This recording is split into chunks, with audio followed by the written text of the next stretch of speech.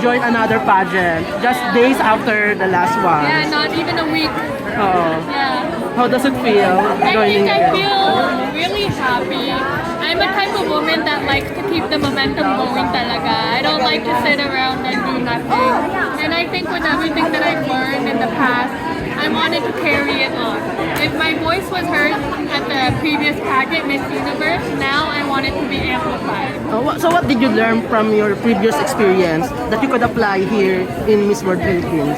I think overall, just as a human being, you know, to be more confident, to carry myself, to really know who I am, and to show that to the world.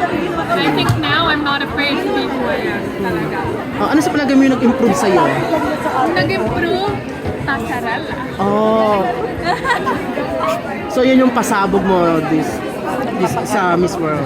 I think now I'm just like, I have fun doing pasarela. I remember when I first joined the Miss Universe pageant, I was a little bit timid.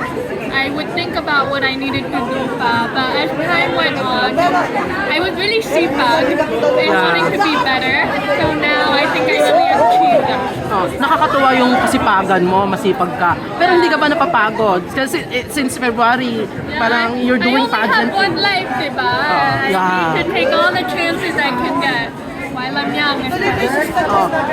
Pero ano masasabi mo na yung support sa'yo ng Filipino community here and sa Hawaii ay hindi nagbago? Parang mas dumadami pa yung supporter mo. Hindi nagbago, and it really melts my heart because I really feel the love of the Filipino people. Like, parang gusto ko tumagal dito sa Philippines.